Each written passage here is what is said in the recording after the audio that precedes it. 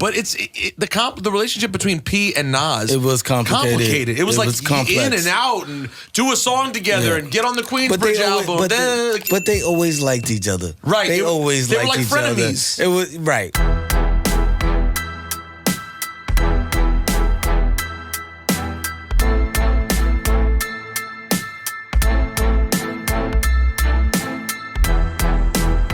Man, roll the clip. It's April 25th, 1995, and Mobb Deep releases their album, The Infamous, featuring the song Eye for an Eye. As time goes by, an eye for an eye. We in this together, son, your beef is mine. So long as the sun shines to light up the sky. We in this together, son, your beef is mine. It's July 2nd, 1996, and Nas releases It Was Written, featuring the song Live Ninja Rap, which was supposed to appear on Mobb Deep's album Hell on Earth, but after Nas recorded his verse, he wanted to purchase the song because he felt he needed a street record at that time. Prodigy was reluctant to sell the song to Nas, but he eventually felt it would be better promotion for Mobb Deep if the song appeared on Nas's album. Prodigy's verse was also originally written for LA, Mobb Deep's collaboration with CNN and Tragedy Gaddafi. It's November 19th, 1996, and Mobb Deep releases Hell on Earth featuring the song Give It Up Fast with Nas. Give it up fast, quick and not slow. Not going to the table if it's not about those. So you know, Mobb Deep is one of this shit. QBC, they rap your clip. It's August 17th, 1999, and Mobb Deep releases Murder Music with one of the singles being It's Mine featuring Nas. The album was supposed to come out in early 1999, but Loud Records had switched distributors from RCA to Columbia, and the album couldn't come out until the deal was done. During this time, the album got bootlegged so much. Nas had recorded a verse for the song USA, Aight Then, when the song was originally called Street Kings, but Columbia didn't want to clear two songs. We keep it gangsta, my thugs ride for the love. Bravehearts, heads wrapped up in a scarf. Push a Bentley, similar game to how a blimp be. It's November 23rd, 1999, and Nas releases Nostradamus featuring the song Family with Mobb Deep. Got my niggas in the pen, eating octopus. Wishing they was on the blocks with us to watch me and P do it.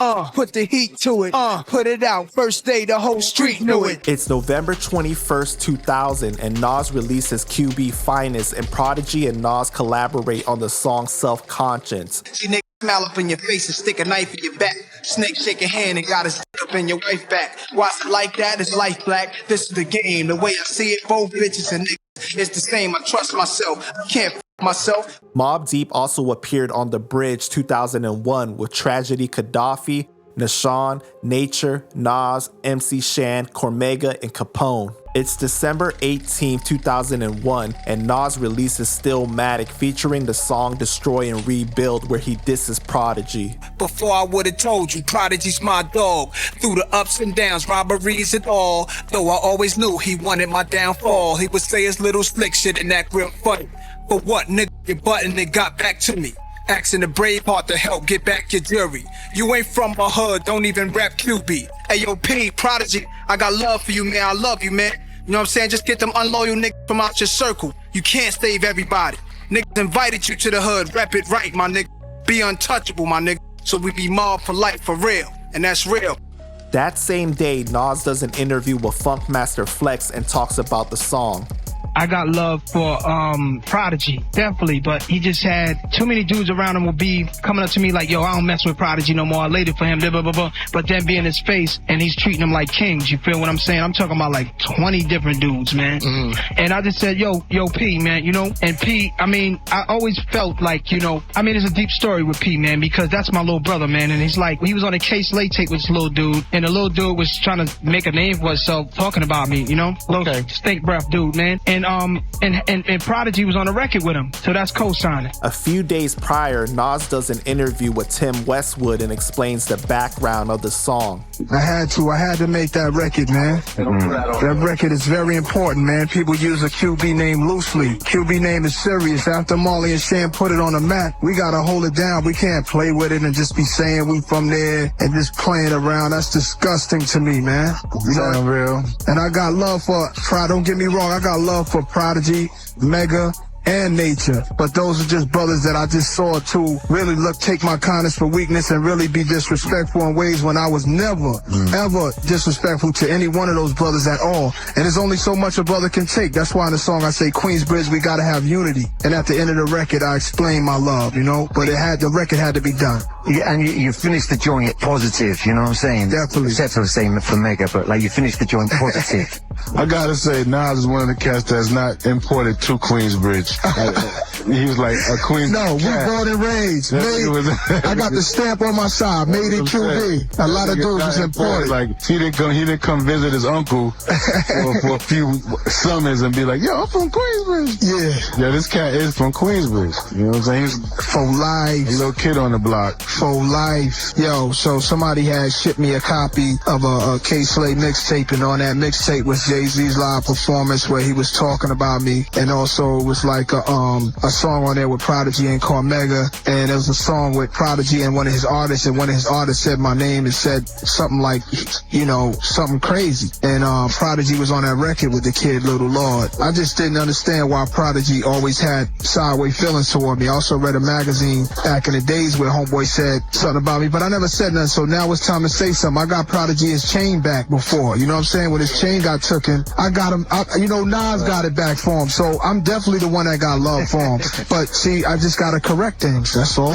Yeah, man. I mean, we heard that, man. We heard about the chain incident, man. It's not good. It's not good. It's not a pretty look, man. It's not a pretty look. But I wish them the best, man. I wish them the best. They still represent QB, and I just had to air out my concerns, man. It's December 2nd, 2003, and The Alchemist releases his mixtape Insomnia with the song One Never Knows by Nas and Lake. On Lake's verse, he raps. Was he rapping on an island taking phone time? Did he get Prodigy a chain back in 99? Who's writing his rhymes? He is. Do he be with Kingpin like Del Son and Jesus? What was he thinking on revolutionary warfare? This prompted Prodigy to eventually respond on the same beat and say, M.O.B.B. the best in the business, P.I.M.P. sound better over this shit than the first one that did it. We on MTV.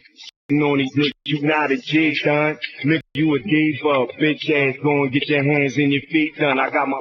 It's early 2004, and Mobb Deep does an interview with the Come Up Show and discusses the beef with Nas. It's like, man, you know, sometimes, you know, like I said, you know, us in the industry, even if it's family or just your constituents, man, you have disagreements, and, you know, some people want to express it over the records or whatever. So, you know, we let them do that, you know what I mean? And is it cool now? I mean, it's all good, you know what I mean? It's like whatever, you know what I mean? We still, you know, speak or whatever. It's April 27, 2004, and Mobb Deep releases the infamous Allegiance Part 1 and diss Nas on the song That Mobb Deep. All that Braveheart shit you was yapping about, all that King of New York shit that you was screaming out, get my Max Demon out, nigga start peeling out, change the whole view of what PB about. It's June 29, 2004, and The Alchemist releases First Infantry with the song TikTok featuring Nas and Prodigy. TikTok, this is for my niggas in the bridge, blocks coming through, better hide your wrist, watch, cause niggas will let they shit pop. Hey, TikTok, this is for my hoes, make your hips rock, like the L, baby, let the crisp pop, put your tits from this hip hop. It's August 15, 2004, and Nas and Mobb Deep perform Eye for an Eye in Central Park. There was also a confrontation backstage between Mobb Deep's crew and Lake the Kid, who was very close friends with Nas. Some people reported there was a stabbing, while others said it was just a minor scuffle. Either way, the situation made the relationship worse between Nas and Mobb Deep, as Prodigy believed Nas may have set him up. It's late 2007, and Prodigy does an interview with Forbes DVD and talks about a range of topics related to Nas. P said he was open to working with Nas again. Prodigy claimed that Nas and Jay-Z were afraid of Mobb Deep signing to G-Unit. He also accused Nas of intercepting artists that were coming to the studio to work with him for the Queensbridge album, but Nas was taking these artists and putting them on his album. He also stated that Nas dissing him on Destroy and Rebuild was a chess move to go after Jay-Z. Prodigy said that he was in Nas's trailer at Central Park and told him that he missed working with him and it was an awkward situation, and Lake confronted Prodigy at the event. Prodigy said that Sherm the Worm and Lake set him up and stole his chain, but he later recovered it. The issues clearly showed how much Queensbridge politics existed.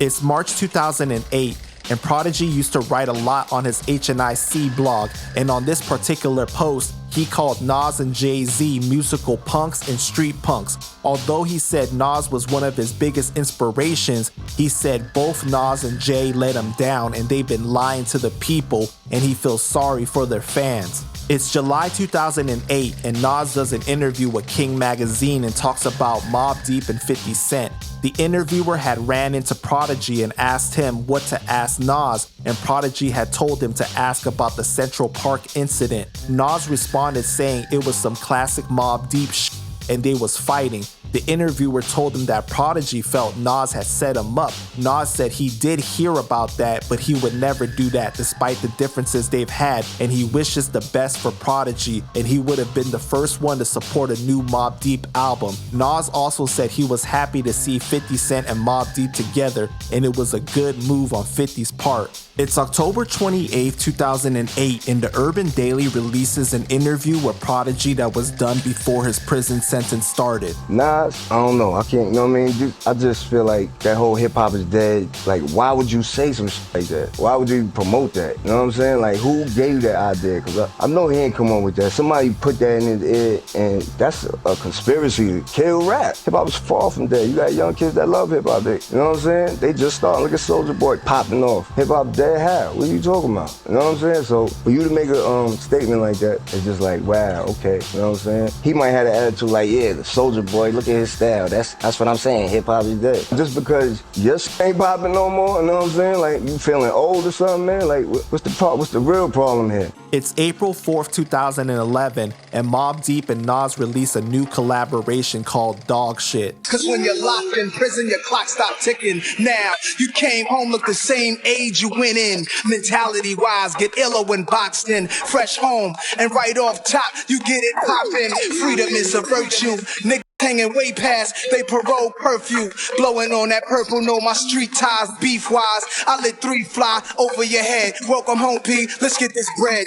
It's April 18, 2011, and Prodigy does an interview with Complex and talks about reconciling with Nas. P says one of the first things he did when he got home was call Nas because he felt they really needed to talk after beefing about really petty things, and says they were able to put everything behind them so they could move forward. P says they sent Nas Dog Shit immediately after they had the conversation, and they have a few other songs with him they haven't put out. P says Nas was on tour at the time, so they weren't able to be in the studio together. He says Nas was a part of the home team back then, so it was only right for them to try to bring back that feeling, that nostalgia. Prodigy says he didn't talk to Nas about the upcoming book and the stories he had in there involving Nas, but that everything he said in the book was true. Prodigy goes on to say that it wasn't any animosity with Nas when he first came around QB, but Nas acted the way he did because Prodigy was a new face, and sometimes it takes a while for people to get used to you. And Nas also felt Prodigy was whack, so he had to step his rapping game up. Prodigy says Nas did nothing wrong but share his opinion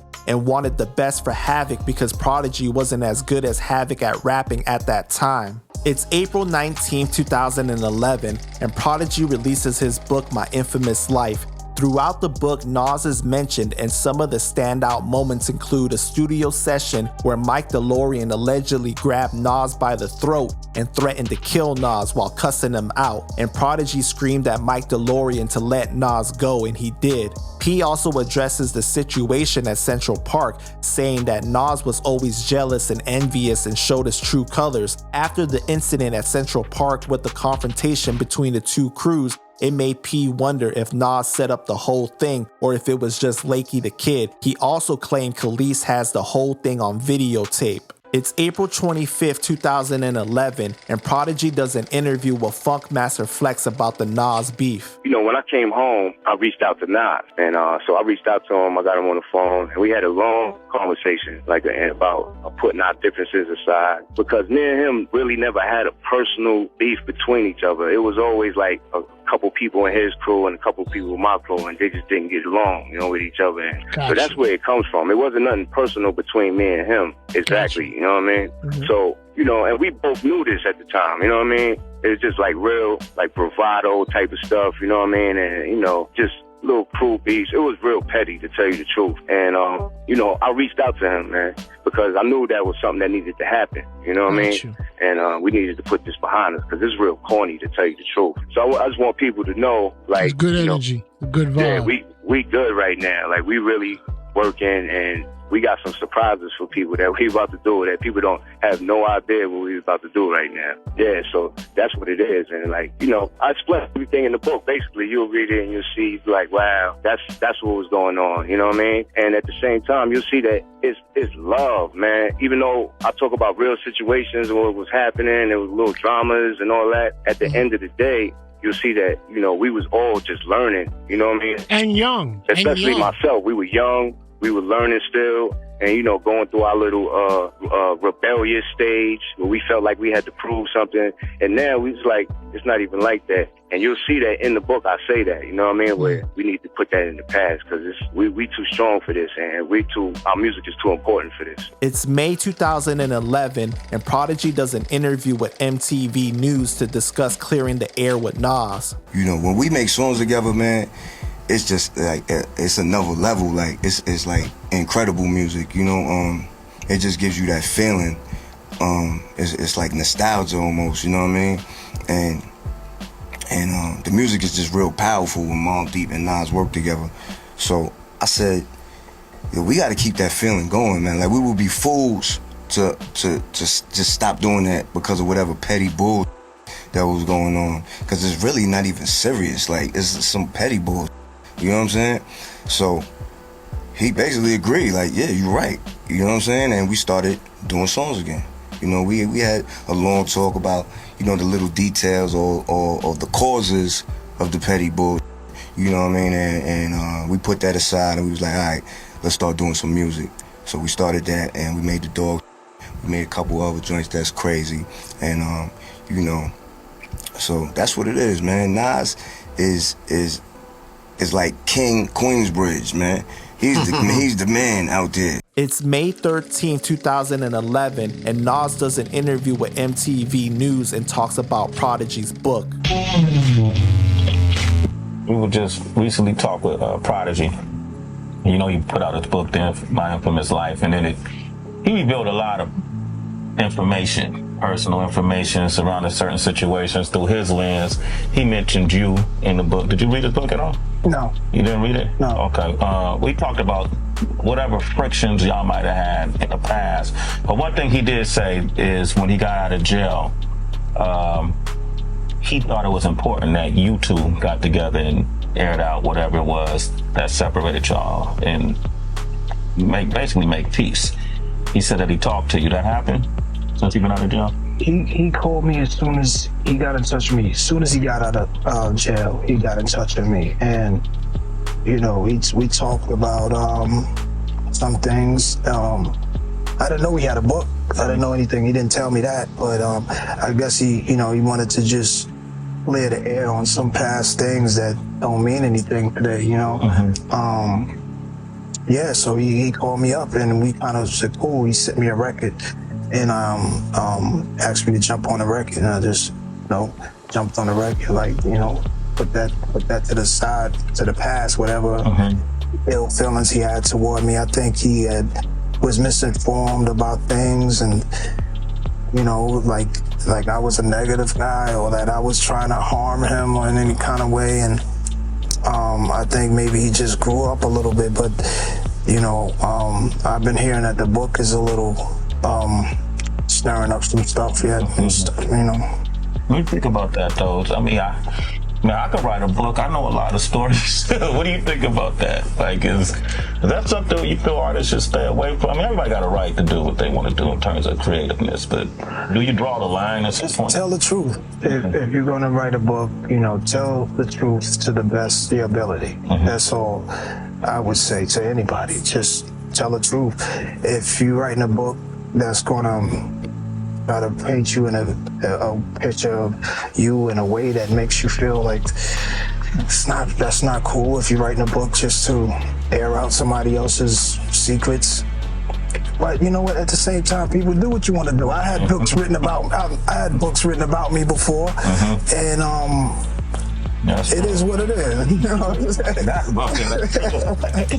It's true. You survived it. Yeah. So it is what it is. It is what it is. Y'all did that dog record, right? Yeah. Yeah, that was crazy. That was a incredible song. Any more songs you think that are in the works with Mobb Deep at all? At the moment, I just got back into the studio, and the focus right now, I've been just starting to work on the album. So who knows? Yeah. It's May 25th, 2011, and Havoc does an interview with Hip Hop DX and announces Mobb Deep will be recording a full album with Nas. Havoc said, "We're gonna do a Mobb Deep and Nas album. It hasn't begun, but we tipped the iceberg a little bit with the dog shit. I think as we was working doing songs back and forth with Nas recently, I think it was just a mutual thought like, yo, let's do a album. Everybody was like, yeah, that would be dope. It, what are we waiting for? Let's do it." It's May 26, 2011, and Havoc does an interview with Hard Knock TV and talks about making peace with Nas. When P came home, you know what I'm saying? It was just in our head like, yo, man, we need to really, sew up that relationship because we all was cool once upon a time, and what a waste of friendship it is to not be cool anymore. Like, it's just stupid. We older now. You know what I mean? So we just reached out to Nas, you know what I'm saying? He was receptive to it. And it was like friends all over again. Like, it's like we never was, like, stopped speaking. You know what I mean? So we did, the dog shit song, you know what I mean? I mean, to me, it's a hip-hop classic, but, it's going to take a couple of years to become that. But, and that's what came out of it. So during Rock the Bells, we're going to drag them out, make them get back on stage with us, you know what I'm saying, and he could leave after that. It's August 2011, and Nas and Prodigy reunite on stage for the first time in a long time. Hey, yo, on the real, I ain't seen this nigga since he came home to today, yo. Motherfucking Prodigy, man. Give it up for me, making classic hip-hop music since the early motherfucking 90s. Mobb Deep, straight out of Queensbridge. Yeah. We put that other shit to the fucking past, man. It's November 21st, 2011, and Mobb Deep releases their Black Cocaine EP with the song Get It Forever with Nas. Survival of the fittest. Ain't nothing like that Queensbridge shit. Y'all niggas finished. Your only chances are diminished. And we don't need no witness. Ain't what you know is what you live, and we live it.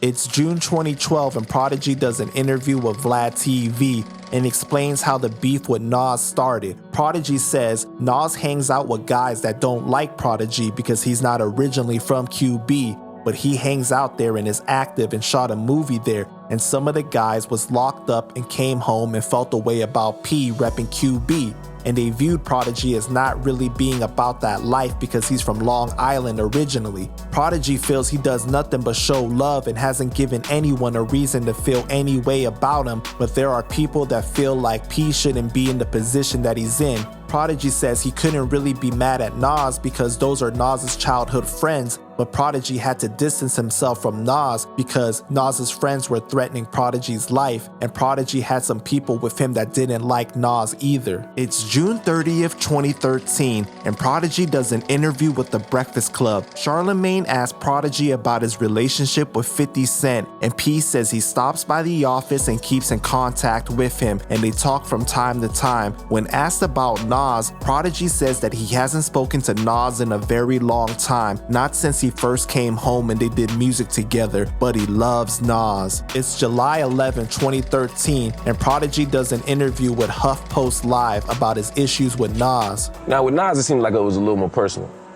I mean, with Nas, yeah, I can't even say why he did what he did. Like, you know, trying to go at me on songs, that was kind of weird, because I never had a problem with Nas. Always rep for Nas, like all that.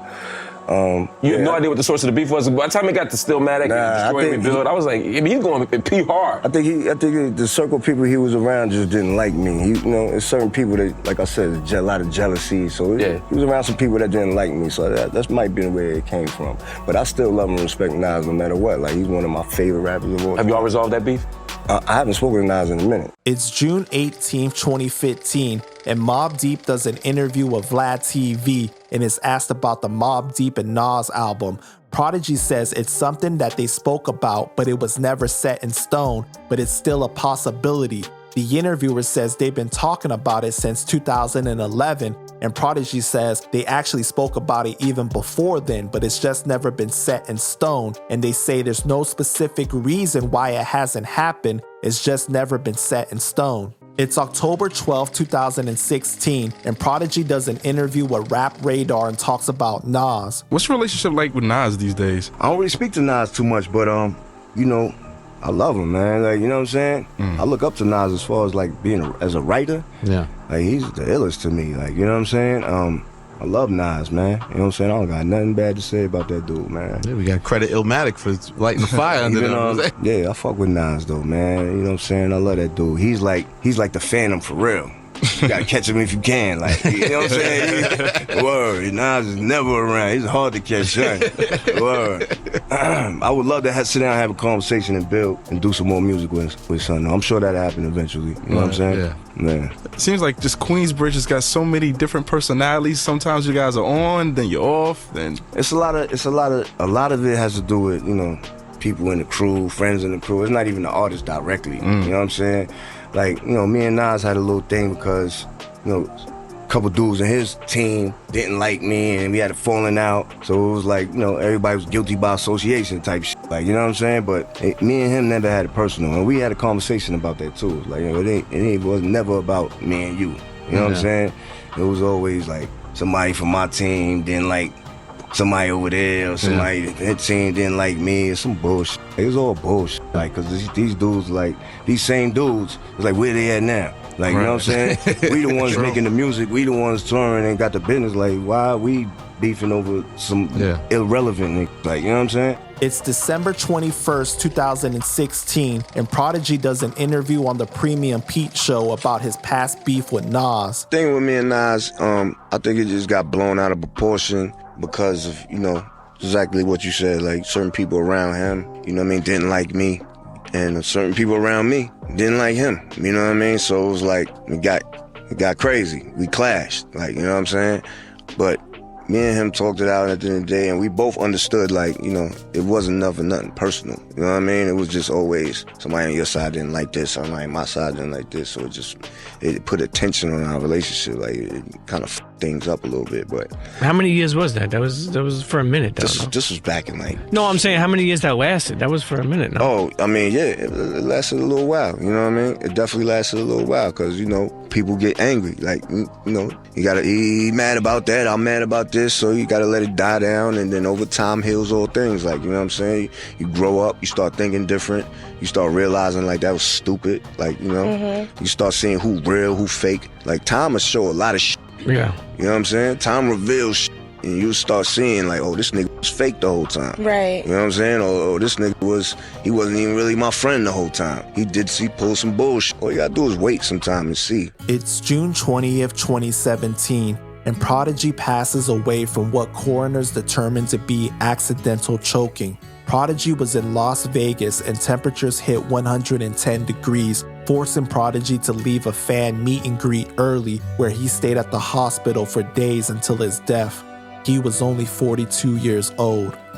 Rest in peace, Albert Prodigy Johnson.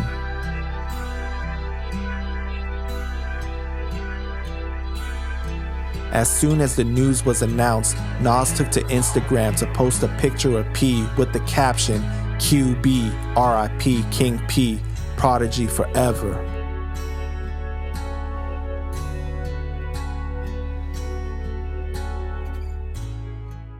It's July 1st, 2017, and Nas pays tribute to Prodigy during the Woo-Ha Festival in the Netherlands. This ain't no such thing as halfway crook. Scared to die, scared to look and shook. This ain't no such thing as halfway crook. Scared to die, scared to living the life that comments and guns. As numerous ways you choose to have fun. You saw get shot, locked down, and turned guns. Cowardly heart said straight up shook hands. Say R.I.P. R.I.P. Prodigy. Prodigy. R.I.P. R.I.P. Prodigy.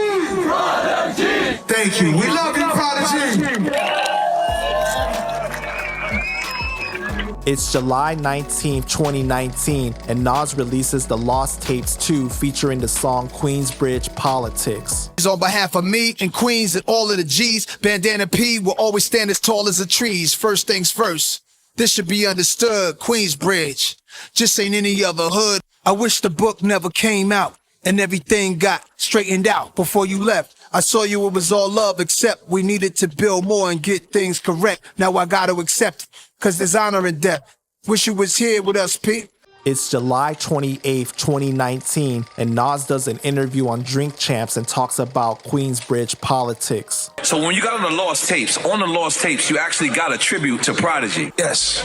Well, it's called Queensbridge Politics. Yes, it's Queensbridge politics, but it's love to him too.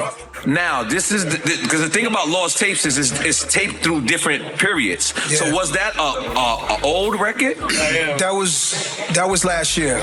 Oh, last year. That's what I did that. Yeah. Oh, wow. Yeah. Can you talk about the memorial, the mural, and all? Yeah, that was last year. I never thought we'd lose P. Right. And we lost him too soon. May he rest in peace. Yes, we can make noise for that. Yes. Yeah.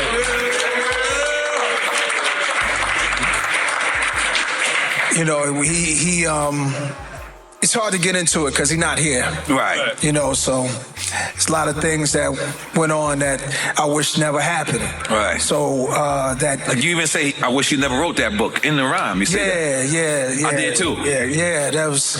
But you never know why people do certain things, you know. Mm-hmm. So I think P was probably going through a lot of pain. Right. But the politics of every hood, you know how it is. Yeah. The politics of every hood is what it is. So if I would have finished that song, it'd have been 4 or 5 minutes long to really get into a lot of the history that I watched growing up. A lot of people that taught me a lot, I would have had to get into. Yeah.